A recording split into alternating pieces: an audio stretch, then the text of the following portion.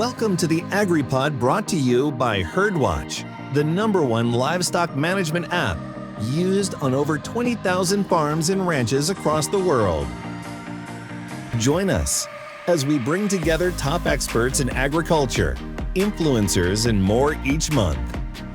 Uncover invaluable tips and tricks to navigate the agricultural calendar successfully. Engage in insightful discussions around current agricultural issues, all while having some fun along the way. Transform your farm and ranch journey by downloading the Herdwatch app today and say goodbye to ranch paperwork. Hi everyone, and welcome back to another AgriPod by Herdwatch. We're still here in CattleCon. This is the final day, and I'm delighted to be joined here with Ali Spears. Ali is originally from California, now full-blown Texan.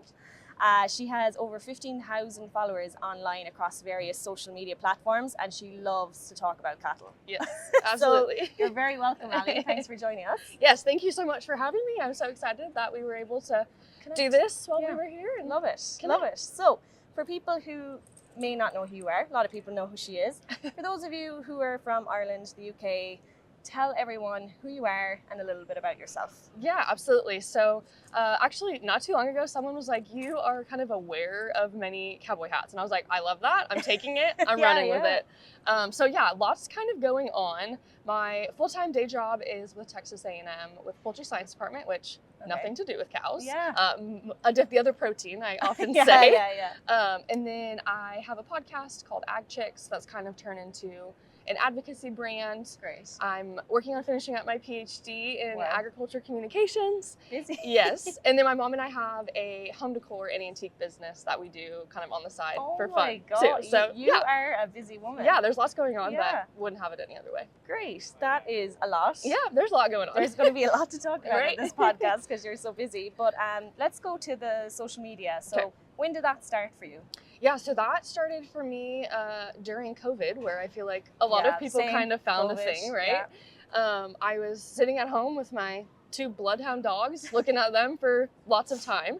And I really had this feeling of wanting to get back to my agricultural roots. I'm a 4th generation farmer, rancher, more on the ranching side these days. And I just felt a calling to kind of get back to it. And my boyfriend was fishing on the river and he found a calf.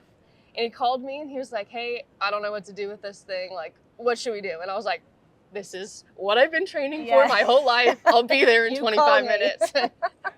And so, we tried to figure out where she went. Couldn't figure that out. And so I always kind of say she was my God whisper to get back into the cattle industry and kind of bring my agricultural roots from California to Texas. And through that, kind of started sharing her online, and people became obsessed with her. And so I kind of got into this world of social media that I knew it was there, but didn't really know what it was about. And the podcast kind of started pretty shortly after that. And so like a podcast is a, like social media is one thing, but I think to do a podcast is another level up. So like, what made you think, okay, social media isn't enough to talk about what I want to talk about, let's do a podcast? Yeah, and so I think kind of going back to the whole moment of wanting to get back to my agricultural roots, but not really sure what the perfect job title was or what that really looked like. I kind of started the podcast from a very selfish standpoint because I was like, what are other women in agriculture doing? And so I started reaching out to people and was just like, hey, would you be interested in hopping on a podcast episode with me? And to this day, everyone has been absolutely like, what time? Great. And so it kind of started from there. And 15 episodes in, I looked at it and I was like, I've spoken to only women. Like there's a trend here. So let's pivot and rebrand this. It was originally called The Dirt.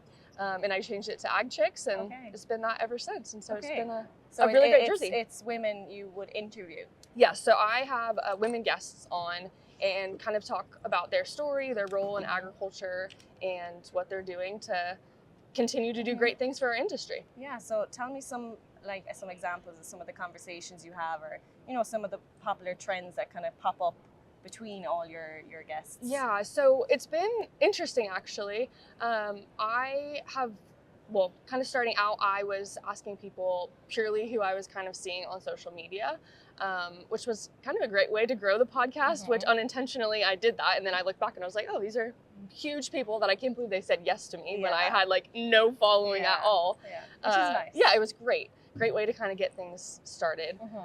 And so I think a common trend between my guests, obviously they're involved in agriculture in some capacity, but they also, right, we're all real people, and we all have like a story that doesn't get to be told through social media or even just like small interactions.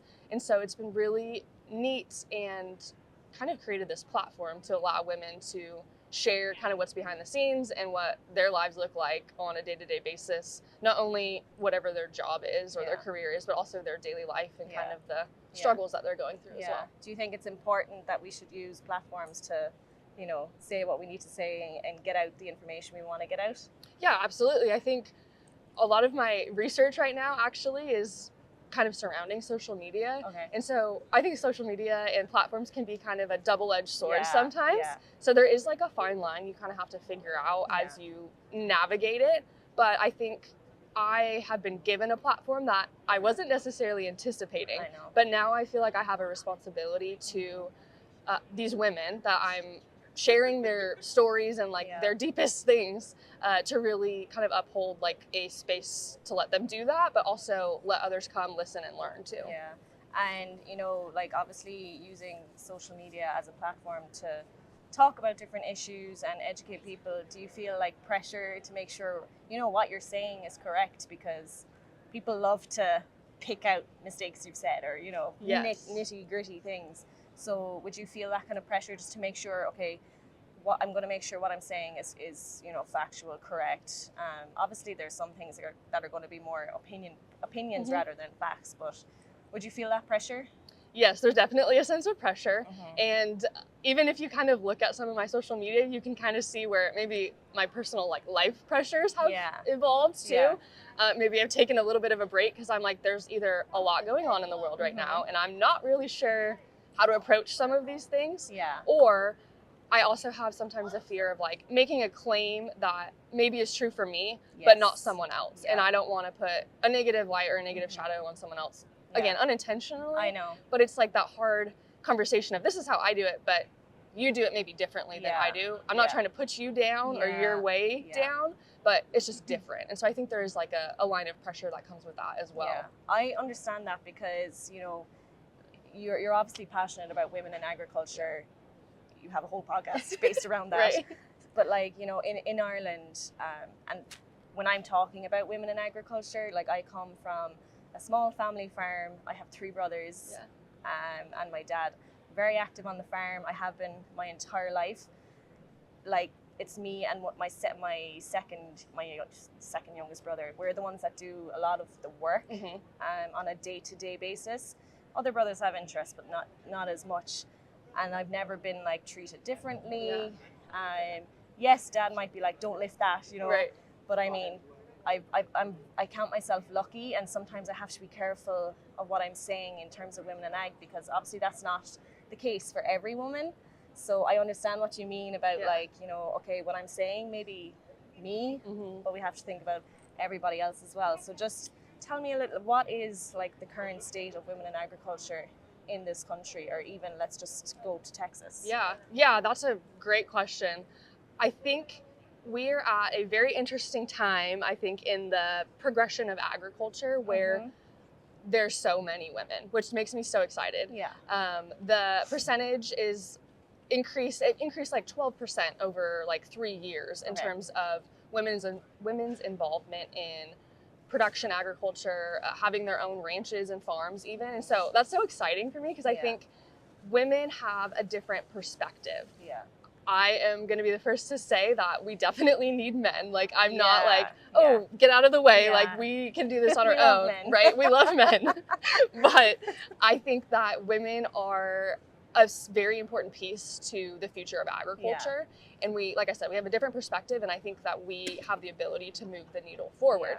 Even on like just a visually assessment that I've done, just working at a university. It is majority of women in the classroom. I had an interesting conversation last night at dinner too about, you know, as more women are graduating with agricultural degrees, what will the job industry look like in terms of shifting? Because I feel like you still kind of see mostly men in some of those you know, agricultural, like the first thing, like sales in agricultural positions.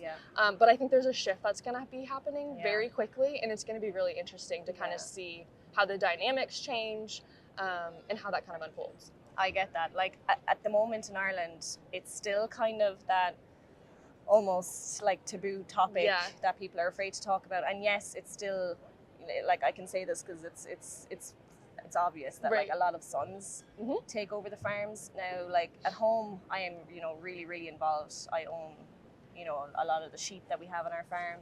I'm very active with my brother, but I also didn't want to take over the farm. I wanted to work in the ag industry, like, you know, Herdwatch or you know, get out there. And I think now there is a lot of girls who in Ireland who may not be taking over a farm and are coming to me on social media and being like, look, what can I do? I see you work with Herdwatch. How did you get into it? I want to work in the ag sector, but I either don't come from a farm or, you know, I'm not going to be given a farm. And in Ireland, if you're not going to be given a farm, it's very hard to get one. There's, you know, it's not like there's an unlimited amount. So like we're seeing, like you said, in universities and colleges in Ireland, so many more women going into agricultural science degrees, you know, animal science, nutrition, which is great to see. So like I agree there that I do think there's going to be a lot more women working in kind of this area. This setting that we're sitting in. Like there's a lot of female farmers in Ireland, which is great to see. I just want to talk a little bit about, you know, is there a lot of negativity around women in agriculture, and would you, because, you know, it's hard back home. There is a small bit, but I always have the mindset, like, if you just do the work, you know, there's no point, you know, show them what you can do. But also sometimes women can be haters on women. No, 100%. And I get it in terms of, okay, well, you know, you have long blonde hair and you get your nails done, so you're not a real farmer. And that could be coming literally from, that could be coming from a woman. You know, So is that similar over here? Like, are you judged on, because like I've been looking at some like cowgirls here, and the fashion, I'm just loving it. And I'm like, I can clearly see you all do hard work as well. So like in Ireland, it's almost like, no, you're not a farmer. Look at you, like, you're definitely not a farmer. Like they can't imagine the fact that we might do a little bit of hard work with these hands. So what's it like here? No, I think that's like such a timely question and conversation. I think that honestly probably very similar in the fact that there is some negativity surrounding this whole like concept and conversation surrounding women in agriculture. Very similar kind of to what you said personally. I grew up so I'm the oldest of two. I have a younger brother. My dad always says, like, I was his cowgirl, and when I left, like, he lost his top hand kind of thing. My brother likes the cattle, but is not as interested. Passion. You have the passion. He's the sports kid. I was the ag kid. And so, my dad never, never looked at me differently or, like, told me, like, oh, you can't do that because you're a girl. Like, he was always like, hey, load up, like, here we go kind of thing. So I really didn't have negative experiences until I got to college and kind of interacted with people, and they were like, oh, well, you need to look a certain way, dress a certain way, talk a certain way if you want to do this kind of thing. And I was like, but I'm the best at this. Like, why can't that just be enough? And so I think everyone has a little bit of a different perspective and a little bit of a different take on it. Also probably, you know, kind of related back to their personal experience of how they've been treated and things. And so I think in terms of like advice, I would say is don't let yourself being a woman hold you back from what you want to do, because I think there's room for everyone in this industry. But in terms of like that judgment, I think there definitely is still some of that. I think sometimes there's a lot of like, oh, we're women in ag, like in these types of settings, and then we'll turn around and be like, did you see what she was wearing kind of thing. I know. And so I think, I don't know how you get rid of that. It's really sad. And, you know, I don't know how we get rid of that, but I do think if we want to continue to be taken seriously, like there has to be a united front in some aspect as well. And so, I think that's a really good conversation to have. I don't know what the right answer is, but to relate, I think it happens everywhere. It does. And then, you know, in terms of, you know, going from never ever getting judged or hate for, you know, your obviously family is very accepting and being a girl, it doesn't matter. Were you kind of shocked then? Like, did you get any sort of negativity online or social media? Because that's the first time that I was like introduced to hate and negativity and calling me out because I'm a girl was when I started social media. Yeah. So is that similar for you, or are you lucky that, you mightn't have much of it? Now, thankfully, I don't get it anymore because I've kind of reached a stage online where if you say something bad, there's going to be about 100 of followers that will back me up. So is that similar for you, or do you count yourself lucky? Yeah, no, I think very similar actually to what you just said. I would say it was something I didn't even really think about until I started sharing, and then you kind of get very self-conscious about everything, right? When you get that first negative comment about something you wore, something you did, or like, why did you do it that way kind of thing. Yeah. And so at first it was a little bit overwhelming. I did get a little bit of negativity, but I would say at this point too, very similar to your experience of like, I don't even have to say anything anymore. People are gonna like come to bat for me, which is kind of cool that like nice. A community has developed in such a weird space, right? Yeah. Where we actually don't know each other in real life. Yeah. And the just kind of, atmosphere online is just so interesting. Yeah. Yeah. But I've been lucky. I think now that it's evolved. Also, I don't care as much anymore because I'm confident in myself, confident in what I know and what I'm doing. And so I don't think that it maybe gets to me as often as it did before. Yeah, well, that's good, because I think that's the reason why a lot of other women might hold themselves back. They don't have that attitude of, well, I don't care what you say. Right. Because some people, it will affect them what they say. Oh, yeah. I just want to move on to, so obviously we've talked about social media.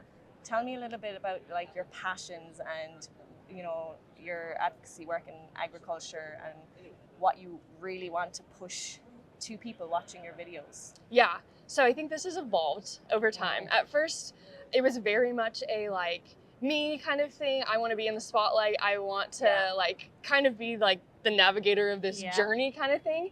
And I think it's evolved over the 4 years or whatever it's been, which feels like much shorter than that. But I feel like at this point, I'm really trying to use myself as a way to connect people in agriculture and outside of agriculture. And that kind of goes back to my research a little bit too for my PhD, is figuring out how we can use social media to forward our industry and connect with consumers. Because I feel like that's a buzzword right now, or like a buzz phrase of like bridging the gap. And I'm like, heck yeah, but we have a beautiful story in agriculture, but I think we do a really not great job of telling that story. Yeah. And so trying to figure out, we have these influencers online that have hundreds of thousands of followers. Like, first of all, what are they doing that we can help kind of not replicate, but like create with people who have a strong passion for the industry and a strong voice? Like,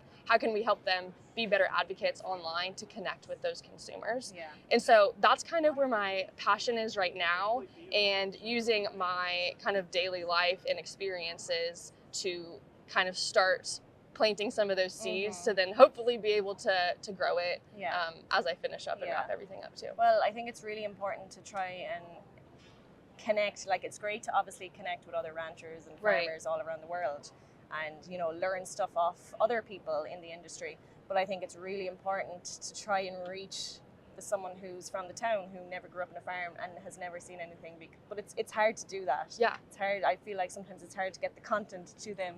I often see comments popping up being like, oh, I'm on the ag side of TikTok. Wow. How did I get here? Know, and I'm like, please stay. Right? I know. We're cool, I promise. No, I think that's probably been the hardest thing, because I kind of went into it very naively thinking like, oh, if I post this and it does well, like, of course consumers are going to see it. And I don't know if that's always true, just because of the way the algorithm works and all of that stuff. And I think we get very stuck in our own echo chamber in agriculture. Like, it's very easy for us to sit down and talk about what we love about ag and how great it is, but not always easy maybe to have a conversation with someone in the grocery store who's trying to figure out like which cut of meat they should buy, or which brand they're going to take home to feed their kids or their family or whatever it is. And so it's kind of that fine line of wanting to communicate with people we like and enjoy, but also like, how do we take that and push it out? And so I think that's really, again, the hard part. Again, I don't have an answer for that one either, but I think that we're going to have to get better at that piece of it to kind of get to the next level as an industry. I love, showing people who don't come from that background. I love showing them like farming, and I think that's the only way we're going to make them understand the passion that we have for it. And just to give you a little story, my husband doesn't come from a farming background. Now he has worked in, ag machinery and everything, basically his entire life, but never came from a farm. And his nephew, who is now 5, so Charlie has been on my social media multiple times. Yeah. But obviously Charlie he knows all his farm animals, but rarely sees them. The only time he gets close is when he comes up to me, which is a lot now, more recently. He's at that age where he's, I'm comfortable with him around the farm. And recently, so we're lambing at home, and recently he actually witnessed a full-blown birth of 2 lambs, and I was with my dad, and I had the video on social media, and the face, he was just completely shocked. Amazed. Yeah. His mom was with us, and she's in her early 30s, and I was like, isn't this great now? He's 5 years old, and he's after seeing where animals come from, and he was so many questions, so interested. He knew straight away, okay, let's give them milk now. So he's feeding them with the bottles, he's feeding the cows. And his mom was like I'm in my, early 30s and I've never seen this. Right. I did not think that this is what goes on. I was like, well, what do you think I do every day? Right. No, yeah. She's like, oh my God, I thought, they all did it themselves. There was no need for you to be involved. And I'm like, that is not how this works, right? Yeah, not how it works at all. So even she learned something, so I think it's really, really good to use social media to put those videos up. They might be a little too much for some people, but it's also important to see this is where these sheep are coming from, or the calves, and the care and the hard work that it takes every single day. And if we lose one of them, because where there's livestock, there's going to be dead stock. I know. It's really, it's not for us, yes, obviously it's a financial burden, but the passion that we have in it, we hate to see anything sick. I've spoken on my channel recently about a lamb that I've been it was basically gone. It was a goner. And my dad was like, just leave it go. And I was like, no, all right. No. And then you're like, this one can't let this one go. No. Yeah. And I nursed that lamb literally back to pouncing health. So that was a win. Yeah. And I think as well, being a woman, for my dad and my brother were kind of oh, it's a goner. And I was like, that maternal instinct in women to so care. Much. I think that's what drove it on. But yeah, no, just getting back to that, the whole connecting with people and educating those people that don't come from it, I think it's just important. Well, and sometimes it's a really good reminder to see our lives through their eyes too. We just had an experience where we had this event where ranchers came together with dietitians and nutritionists, and we went to a ranch, and the fascination they had with cow poop was beyond. They're taking selfies with it. It was hilarious. And so all of us ranchers are like, what the heck? Yeah. And they're like, I've never seen cow poop before. Oh, and to us, that's that's normal, every day. It's on my shoes. You know what I mean? Yeah. And so it's just kind of a refreshing reminder that people don't see this. This is not what they get to do every day. How lucky are we that this is our life? I agree. And we need to be sharing that more because they do enjoy it. They just don't know what they're missing or even know how to, they just don't know what goes on, where their food comes from. And I think we also we're so used to it every day that I kind of assume that people know, and then when they're with me and we're, doing something on the farm and they're like, oh my God, I'm like, I thought everybody knew this, Yeah. So I'm constantly telling myself okay, when I'm doing a post, to try and add a little bit of information in, and not just, do a video and not give any context because sometimes that's dangerous too. Yes. And they could take it the wrong way. Yep. So yeah, no, that's definitely important. But if people are watching, where can they find you on social media? Yes, so I am AgChicks on everything, Instagram, YouTube, Facebook. Podcast is called AgChicks. My website is agchicks.org or .net. I'm sorry. Okay. Reach out. Please feel free to shoot me a DM, message, email, whatever. I would love to chat. Definitely give her a follow, guys, because I think there's a lot more interesting conversations to come. Yeah, for sure. Yeah. So, okay, before we finish up, I like to finish with what I call a quick fire round. Yes. Okay. So I don't know, there's 8 or 10 questions here. Now, some of my past, if you're listening and you've been on my podcast, some of my past guests have been really slow at this. Okay, I'll be as fast as I can. Give me your answer. Okay. Don't think about it. Okay. Some of them think about it too long. Let's just try and do this as Okay. fast as you can. Okay. It's just a bit of fun. Okay, are you ready? Yes. Okay, let's do this.